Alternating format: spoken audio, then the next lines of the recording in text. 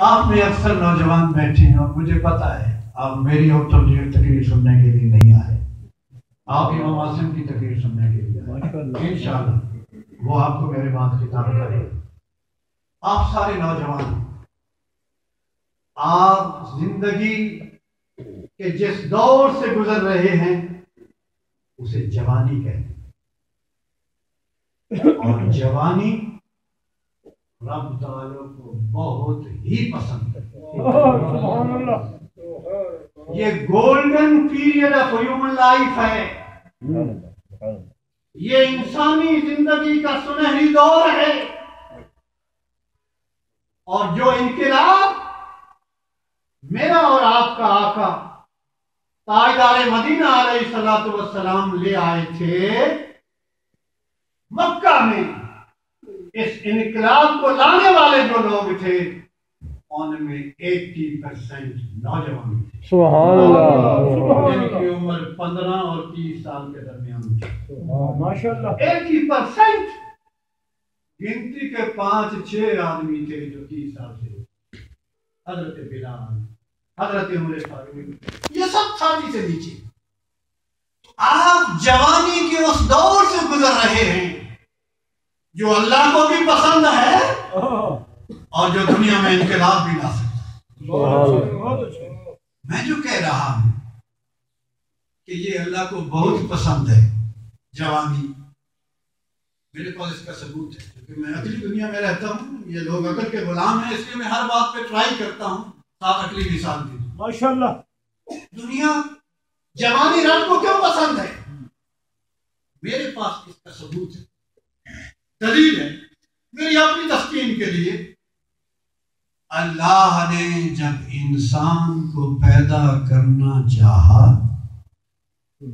تو سب سے پہلا مرد حضرت آدم علیہ السلام، سب سے پہلا مرد اللہ نے بچہ پیدا نہیں کیا، وہ جوان تھا۔ He was a perfect young man when he was born۔ آدم علیہ السلام جب پیدا ہوئے اللہ نے جوان پیدا کیا۔ سب سے پہلی عورت حوا علیہ السلام، جب اللہ نے سب سے پہلی عورت کو پیدا کیا وہ بھی بچی نہیں تھی، وہ بھی نوجوان تھی۔ ماشاءاللہ She was perfect young woman۔ اس سے معلوم ہوا انسانی زندگی کی ابتدا، انسانی زندگی کا آغاز جوانی سے ہوا،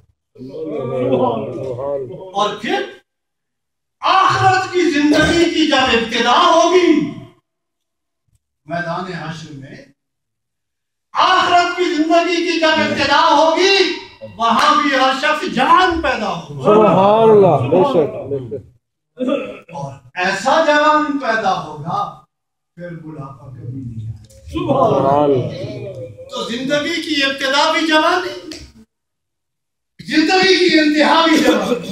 ماشاءاللہ، جوانوں یہ گولڈن پیریڈ آف لائف ہے، اس کو ضائع مت کرو۔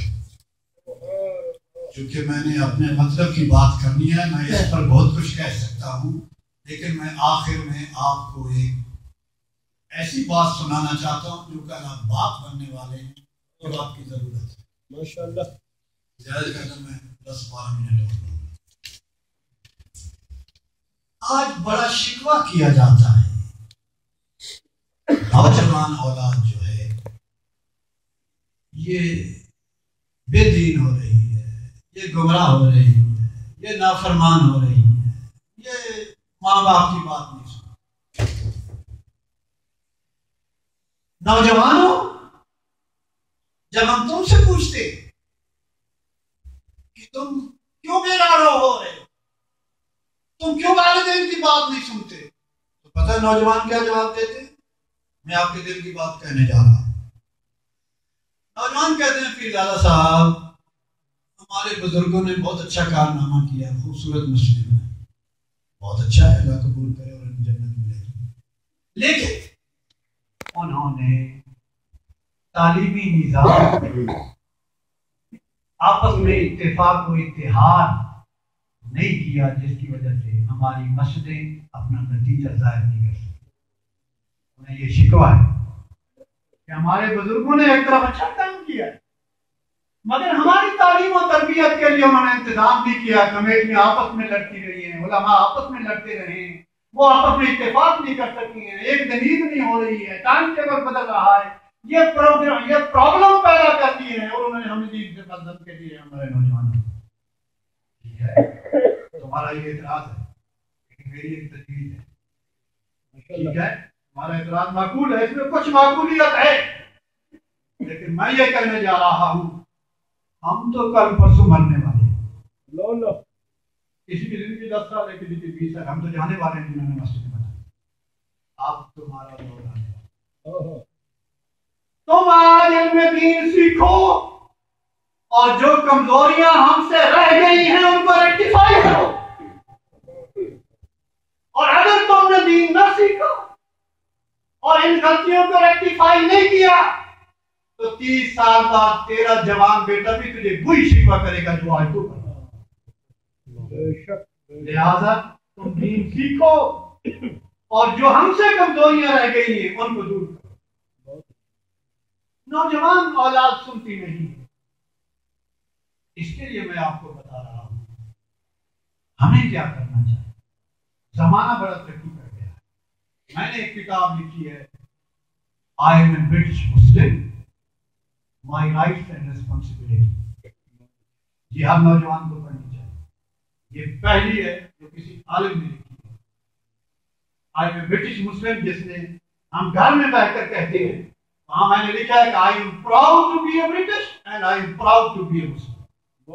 لیکن اس میں نے ریسپانسبلٹیز لکھی. پتہ ہے برٹش سٹیزن کی ریسپانسبلٹی کیا ہے؟ میں نے بہت سے جلسوں میں پوچھا ہے، مجھے کوئی بھی نہیں بتا سکا ہے. اگر آپ ہوم آفس کی ویب سائٹ پہ جائیں، وہاں آپ کلک کریں تو وہاں لکھا ہوا برٹش سٹیزن کی ریسپانسبلٹی کیا ہے، اونلی 3، اور وہ ایک لائن میں ختم ہو جائے. ہم سب برٹش سٹیزن ہیں، ہمیں معلوم کرنا چاہیے کہ ہماری ریسپانسبلٹی اس ملک میں کیا ہے. 3 ہیں: obey the law, care for your children and report to the police if you are required to do so. یہ صرف 3 ریسپانسبلٹیز ہیں برٹش سٹیزن کی.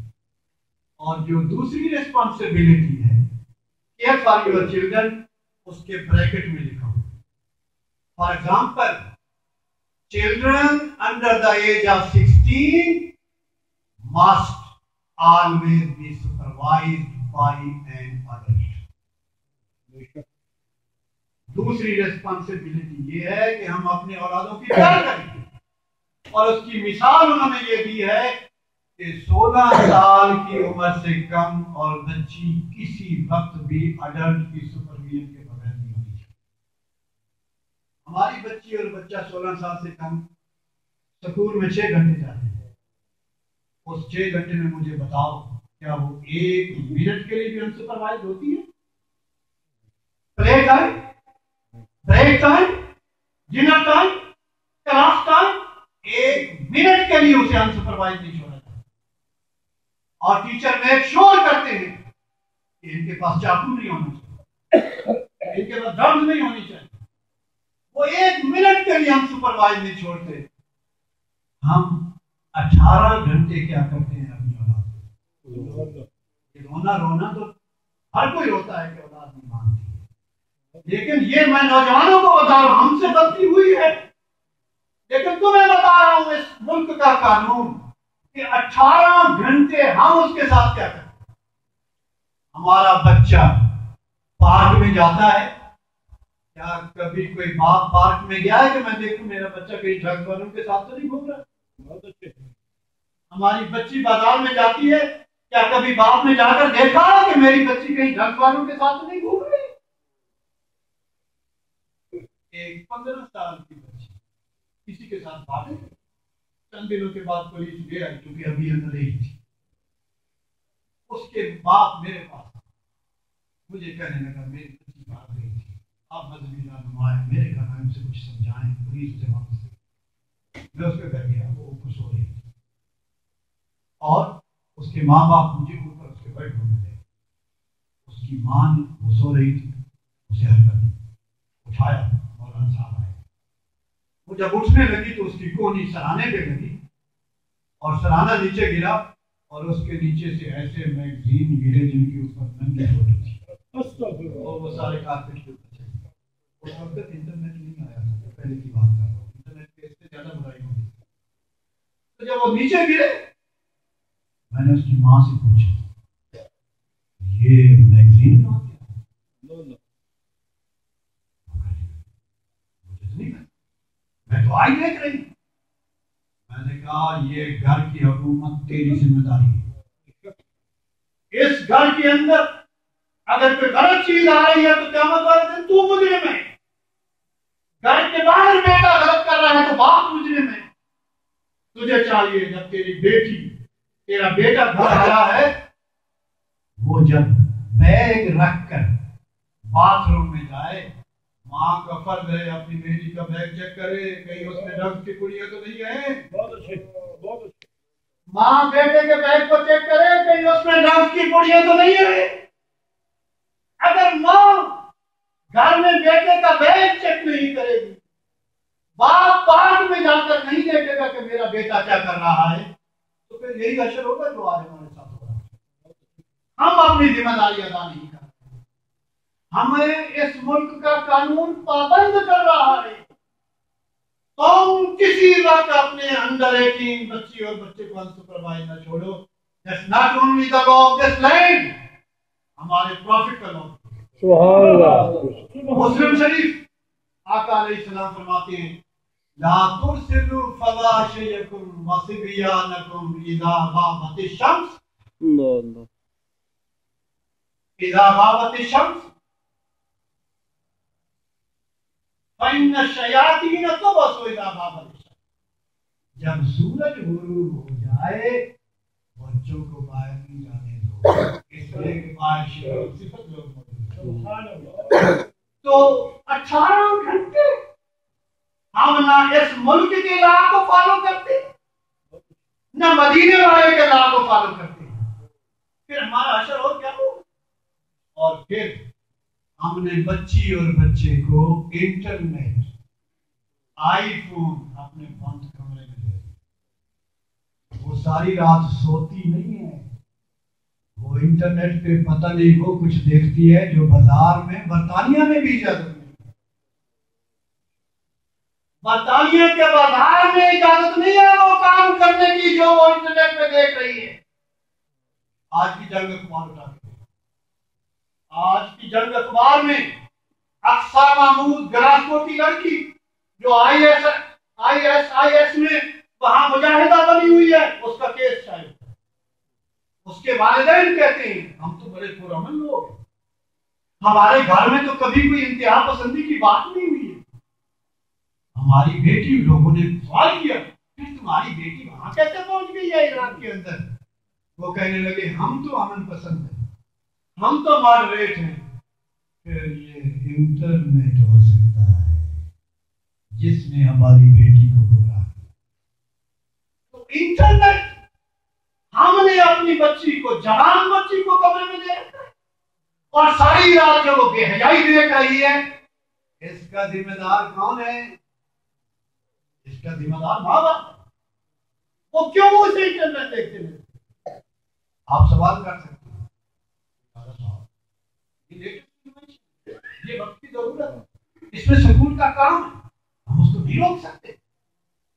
اور یہ بات 1 سال پہلے وہ کہتا تھا مجھے سمجھ نہیں آتی کہ میں اپنی بچیوں کو انٹرنیٹ سے کیسے بچاؤں. وہ گھبرایا ہوا ہے.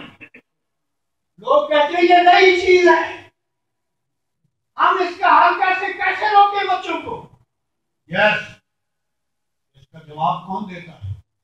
اس کا جواب میں دیتا ہوں. Arnold Joseph Toynbee, British historian of last century, وہ کہتا ہے civilizations declined when their leaders stopped responding creatively. بہت اچھے. تہذیبیں اس وقت زوال پذیر ہوتی ہیں جب نئے مسائل کا مذہبی لیڈر نیا حل پیش کیا. یہ مسئلہ نیا ہے، یہ چند سالوں کا مسئلہ ہے جو انٹرنیٹ کی جانب ہے، یہ نیا مسئلہ ہے. اب ہماری بحیثیت لیڈر ذمہ داری ہے ہم اس کا حل پیش کریں، یہ ضرورت ہے. Yes I am ready to answer. میں اس کا جواب دیتا ہوں. ڈیوڈ کیمرون کو اس کا جواب نہیں ہے. وہ کہتا ہے میں تو پزل ہو گیا ہوں، میں کیسے روکوں، یہ تو ضرورت ہے. یس میں ڈیوڈ کیمرون کو جواب دیتا ہوں. میں آپ کو جواب دے رہا ہوں. 4 بجے بچی اور بچہ سکول سے آئے، اسے کہو تو رات کے 9 بجے تک انٹرنیٹ دیکھ سکتی ہے، تو آئی فون استعمال کر سکتی ہے 9 بجے تک، سکول کا کام کر، جو مرضی ہے کر، مگر سٹنگ روم سٹنگ روم میں اسے انٹرنیٹ لگا کے دو. اسے کہو 4 سے لے کر 9 بجے تک 5 گھنٹے تجھے جاتا انٹرنیٹ دے. سٹنگ روم میں کبھی ماں بھی گزرے گی، کبھی باپ بھی گزرے گا، وہ گندی چیزیں نہیں دیکھ سکے. تو جب 5 گھنٹے آپ اسے اجازت دیں گے اور اس کے اوپر پھر اسے کہیں گے بیٹی نہ اس ملک کا قانون اجازت دیتا ہے نہ مدینے والے کا اجازت دیتا ہے کہ ہم انٹرنیٹ تجھے بند کمرے میں دیں، کیونکہ وہاں بے حیائی کھیل رہی ہے، وہاں بدکاری کے نظارے ہو رہے ہیں. لہٰذا نہ ہمارا رسول اجازت دیتا ہے نہ ہمارا برٹش قانون اجازت دیتا ہے. میرے گھر میں بہت آگے نکل گیا ہوں. میں آخری بات کرتا ہوں. آخری بات کیا ہے قانون کی؟ Report to the police if you are required to do so. ہمیں پتا ہے ہمارے بیٹے نے BMW کہاں سے لی ہے، وہ ڈرگس کا پیسہ. ہمیں پتا ہے ہماری بیٹی نے BMW کی کار کہاں سے لی ہے. ہمیں پتا ہے منی لانڈرنگ ہے، ہمیں پتا ہے یہ ڈرگس کے پیسے ہیں. اس باپ کا فرض ہے، سنو، اس باپ کا فرض ہے اپنی بیٹی اور بیٹے کو کہے یہ غلط طریقے سے کمانا چھوڑ دو. اگر وہ نہ مانے میری ریکویسٹ ہے پیرنٹس سے وہ پولیس کو انفارم کرے. میرا بیٹا کا اس میں کس کا فائدہ ہے؟ اس میں لڑکے کا بھی فائدہ ہے، اس میں والدین کا بھی. کیوں کیسے فائدہ ہے؟ ہو سکتا ہے پولیس اسے وارننگ دے اور وہ ڈرگ سے باہر آ جائے. اور اگر تم نے نہیں بتایا تو کتنے سال تک وہ ڈرگ کا کام کرے گا؟ 10 سال 15 سال، ایک دن تو پکڑا جائے گا، اور جس دن پکڑا گیا تو 18 سال جیل ہوگی. پھر 18 سال وہ ادھر اندر روئے گا اور تو باہر زیارت کرے گا. اس سے بہتر نہیں کہ تو سے پہلے اطلاع کر دے، پہلے پولیس کو بتا دے کہ یہ غلط کام ہو رہا ہے. تو اپنی دنیا بھی خراب کر رہا ہے، تم اپنی آخرت بھی خراب کر رہا ہے. دنیا اس لیے خراب کہ وہ جیل میں جائے گا، تو اس کی ملاقات کے لیے جاتا رہے گا. آخرت اس لیے میں نبی کریم کی حدیث سنا کے بات، آقا علیہ السلام فرماتے ہیں اگر میری بیٹی فاطمہ چوری کرے میں اسے قانون کے حوالے کروں. کس کو؟ Queen of the paradise Fatima Al-Zahra رضی اللہ تعالی عنہا. حضور فرما رہے اگر میری بیٹی فاطمہ چوری کرے میں اسے قانون کے حوالے کروں گا. کیا ہمارا بیٹا ہماری بیٹی نبی کی بیٹی سے زیادہ احترام ہوتی؟ نبی اپنی بیٹی پتہ ہے ہم نے کوئین کے ساتھ لائلٹی کا حلف اٹھایا ہوا ہے کہ نہیں؟ حضرت حذیفہ جنگ بدر سے پہلے آ رہے تھے، کافروں کے لشکر میں انہیں پکڑ لیا کہ تم مدینے جا رہے ہو، ہم ان کے ساتھ لڑنے جا رہے ہیں، ہم تمہیں نہیں جانے دیں گے، تم ہمارے خلاف لڑو گے. اس نے کہا نہیں مجھے جانے دو، میں تمہارے خلاف نہیں لڑوں گا. صرف زبانی بات کی، حلف نہیں اٹھایا. جب واپس آئے حضور کو بتا دیا. میدان جنگ کے لیے جب مجاہدین کھڑے ہوئے تو ان میں حذیفہ کھڑے ہو گئے. حضور نے میں حذیفہ ہمیں ایک بندے کی ضرورت ہے، وہ 1000 ہے، ہم 313 ہیں. مگر تو کافروں کے ساتھ وعدہ کر کے آیا ہے. مجھے ضرورت ہے مگر تو اپنے وعدے کی پاسداری کر. تو وہاں تو جنگ میں شریک نہیں ہو سکتا. اس نے حلف نہیں اٹھایا تھا, اس نے دل سے یہ بات نہیں کی تھی, وہ تو ان سے جان چھڑانے کے لیے بات. مگر ہم تو دل سے حلف اٹھاتے ہیں کہ ہمیں یہ نیشنلٹی دو, تو ہم دل سے حلف اٹھانے کے بعد اگر ان کے ساتھ دھوکہ کر رہے ہیں تو میدان حشر میں جب نبی پاک فرمائیں گے کہ اگر میری بیٹی جرم کرتی میں اسے قانون کے سامنے پیش کرنے کے لیے تیار تھا, تو کیا تجھے نہیں چاہیے تھا کہ تو اپنے بیٹے کو قانون کے حوالے کر. یہ ہماری ذمہ داری ہے. میں اس کوٹیشن پر بات ختم کرتا ہوں. Evil prevails. نوجوانوں listen carefully. Evil prevails. برائی پھیلتی ہے. کیوں پھیلتی؟ What is the reason? Evil prevails when good people fail to act. برائی اسی وقت پھیلتی ہے جب اچھے لوگ اپنا حق ادا نہیں کرتے, جب اچھے لوگ اپنا فرض ادا نہیں کرتے. Evil prevails.